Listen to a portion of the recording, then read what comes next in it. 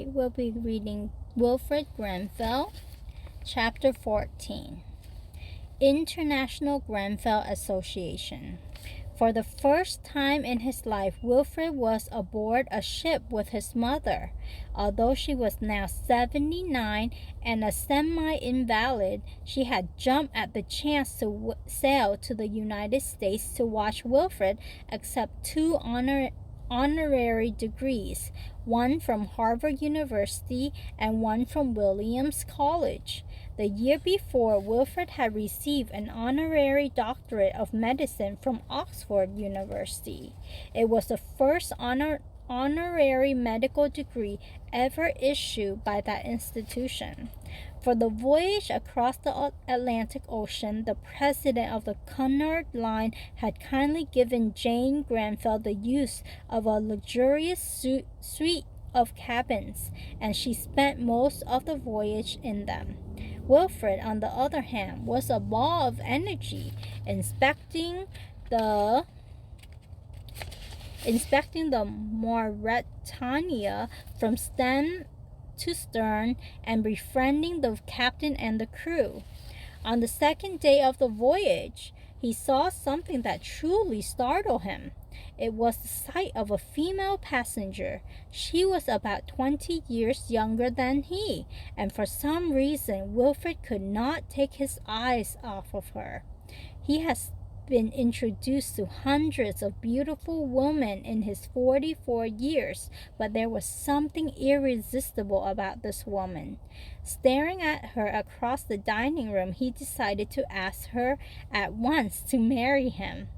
The opportunity came that evening when Wilfred was walking around the deck. The young woman, dressed in black, was sitting on one of the deck chairs doing some embroidery. Wilfred sat down beside her. "Excuse me, madam," he said. "I would like to ask you a question." He watched as her eyebrows arched. "Yes, go on." Wilfred took a deep breath and blurted out, "Will you marry me?" The young woman's hands flew to her face as she gasped, "But you don't even know my name." Wilfred nodded in agreement. "That is not the issue. The only issue that interests me is what your name is going to be." "Don't be ridiculous," she retorted. "Of course I will not consent to marry you. But I will have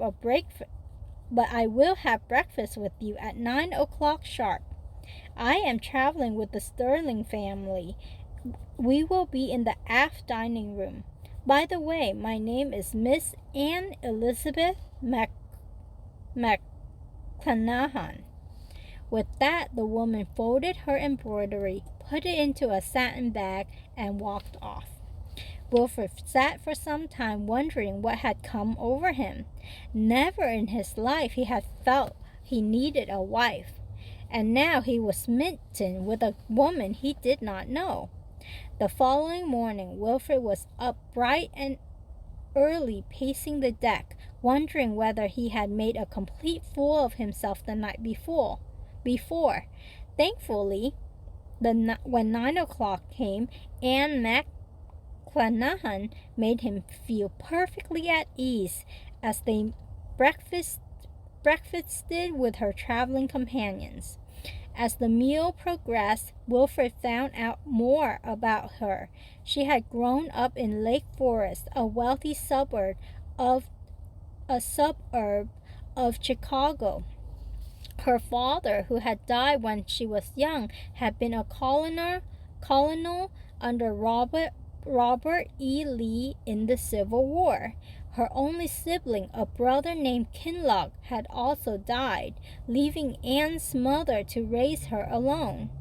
Anne had done the normal things that were expected of a girl of high social standing, complete with earning a bachelor's degree from Bryn Mawr. Now she was returning from a 3-year tour of Europe. Despite the rather impulsive beginning, Wilfred and Anne found that they had liked each other, and by the time they disembarked in New York, Anne had promised to think about marrying Wilfred. She invited him and his mother to Chicago to meet her mother. Wilfred eagerly changed his plans to do this, but first he went to Williams College and then on to Harvard University and accepted his honorary degrees.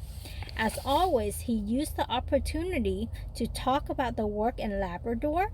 He challenged the students at each university to become WOPS, giving a summer to serve their fellow human beings in the far north.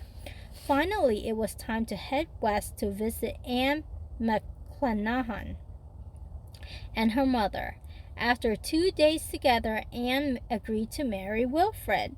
The wedding was set for November 18, 1909, 2 weeks away. Wilfred could not see any sense in waiting, especially since he had already been away from St. Anthony longer than he had intended. The wedding was a quiet, formal affair at Grace Episcopal Church, followed by a honeymoon at Virginia Hot Springs.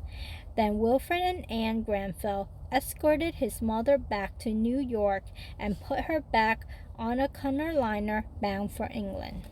In January, Wilfred wound up his speaking engagements, and the newlyweds headed north for the rest of the winter. Although Wilfred was sure that many people would wonder whether a Chicago socialite could survive the harsh conditions at St. Anthony, he had no such doubts.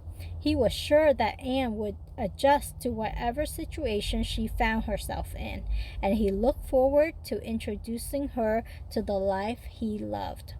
Wilfred was having a house built for him while he was away, and he wrote to the carpenters asking them to add a few extra things that Anne had suggested. The result was stunning. Wilfred and Anne soon found themselves living in a lovely 2-story home overlooking the bay at St. Anthony. Within a year, the house was filled with the sounds of a baby Wilfred Jr. Even though Anne had a son to look after, she took an active role in the mission, overseeing the child welfare department and starting an educational fund. The education of the children weighed on her the most. Using her numerous connections in the United States, Anne was able to arrange for boys and girls who graduated from the mission schools to be sent off to colleges in Nova Scotia, Canada, and the United States. It was a huge task to outfit the students, buy their ticket, arrange scholarships, and settle them in at college. More often than not, Anne accompanied the students herself, though at times her assistant went with them. Married life did not change Wilfred's routine much at all.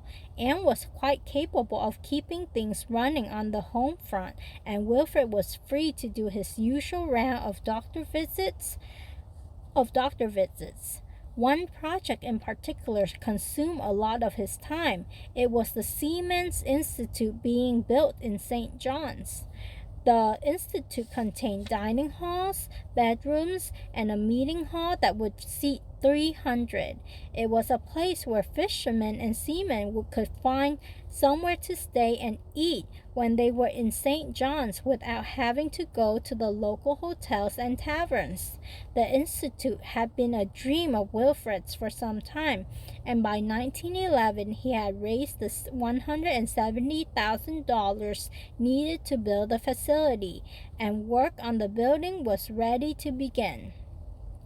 The official ceremony to lay the cornerstone for the Seamen's Institute was held in June 1911. Wilfred excitedly attended the ceremony, which was held on the same day that George V, the new King of England, was crowned. The new king had lent his support to the project as patron, which had brought great media exposure for the mission. Following his coronation, George V pushed a button in England that sent a signal over the new transatlantic cable that emerged from the ocean at St. John's. The signal set a medical device into action, raising the Union Jack and moving the cornerstone down a ramp and into the ground. The crowd that had gathered for the ceremony went wild when the flag began to go up and the cornerstone began to move. After the ceremony, work on building the Seamen's Institute began in earnest. With the building of the Seamen's Institute underway, Wilfred had another challenge ahead of him. This one had to do with the structure of the mission itself. With the building For many years now, Wilfred had been aware that his work in Labrador was much wider than the mandate of the original national mission to deep-sea fishermen. Most of the money that came in to finance Wilfred's work did not come directly from the mission in England, but came from independent groups operating throughout the United States and Canada. These groups gave generously to the work among the Livier of Labradors and the settlers in Newfoundland. In his heart, Wilfred knew that it was time to cut loose from the mission in England and allow his work to stand on its own. In 1912, just after the birth of his second son, Pascal, Wilfred decided to go to England to sort things out. Just as he was about to leave in April, Wilfred heard some stunning news. The unsinkable SS Titanic had hit an iceberg and had sunk 400 miles off the coast of Newfoundland. 1,500 passengers and crew had lost their lives in the icy ocean.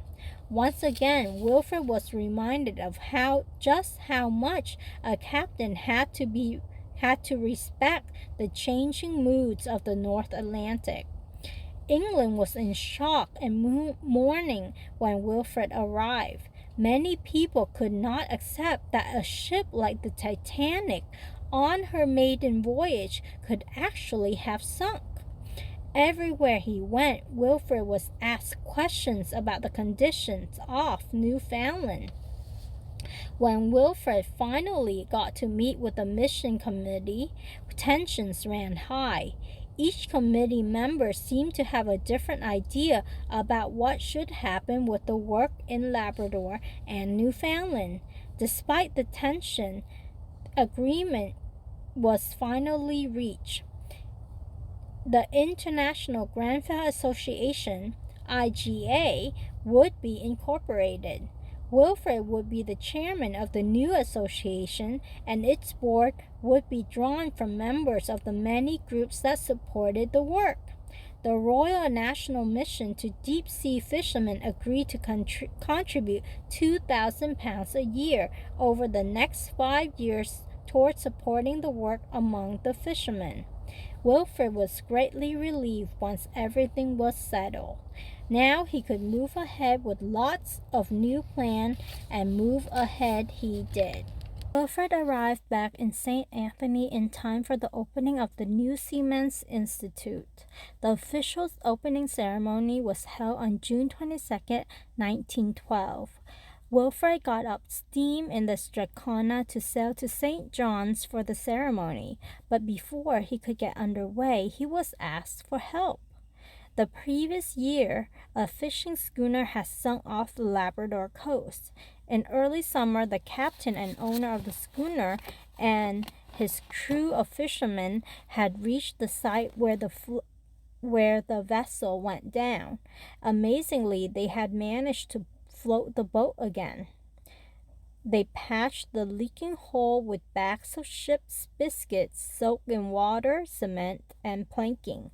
They then sailed the schooner 60 miles south, where they put into a small harbor where a number of other fishing boats were at anchor. At the harbor, officials told the captain that he could sail no farther because his boat was unsafe. The captain of the schooner came to see Wilfred and asked if he could tow the boat to St. John's, where it could be repaired. Of course, Wilfred was eager to be on his way to the opening of the Seaman's Institute, but he also had compassion for the captain and his crew. If they could not get their boat to St. John's to be repaired, they would miss a whole fishing season. That meant that the fisherman's family would be left to face winter without money to buy the necessary supplies to tide them over. Wilfred steamed to the harbor and took the schooner in tow. If he missed the opening of the institute, so be it. The fishermen whom he had come to Labrador to serve in the first place needed help, and he would help them. Fortunately, sailing conditions down the coast of Newfoundland Island were good, and Wilfred sailed into St. John's Harbor just in time for the official opening of the Seaman's Institute. The new red brick building stood 4 stories high on Water Street, the main street of St. John's. It sat across the road from the spot where in 1583 Sir Humphrey Gilbert had come ashore and claimed Newfoundland Island in the name of Queen Elizabeth I as England's first overseas colony. Wilfred stood proudly as the building was officially opened, and letters from King George V in England and President Taft in the United States commemorating the occasion were read. Under the auspices of the International Grenfell Association, the work in Labrador and Newfoundland grew and flourished. By 1914, 6 doctors and 18 nurses were on the permanent mission staff, and the numbers swelled to 20 doctors in the summer. Some of these doctors were world-renowned specialists who came to give their time to the mission. 6,000 patients were treated annually in the 4 hospitals and 6 nursing stations along the coast. Over 150 other WAPs came too. Many of them were teachers, accountants, plumbers, and carpenters who worked alongside the local people and taught them valuable skills. A growing number of single women volunteers were coming to look after the 30 children now at the orphanage.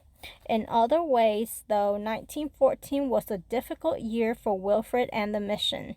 Lord Strathcona, Wilfred's friend and leading supporter, died suddenly. His will made provision for the mission to continue receiving £1,000 a year from his estate. Then, in August, England went to war against Germany, and many of the IGA staffs left to join the war effort. The Moravian missionaries, many of whom were of German birth, were ordered out of Labrador, and the International Grenfell Association took on the responsibility of continuing their work among the Eskimos in the north. In 1915, Wilfred felt he should do what he could to help with the war effort. Although he was 50 years old, he signed up to be part of the Harvard University medical unit that was going to France to help take care of the soldiers' medical needs. Wilfred was especially interested in treating soldiers with trench foot, a condition caused by the cold and wet. Within 6 months of arriving in France, there were more than enough volunteer doctors. Because of his age, Wilfred was discharged, and he returned to St. Anthony to continue his work. When the war finally came to an end in 1918, an epidemic was sweeping across the world, demanding more of Wilfred and his workers than anything before ever had.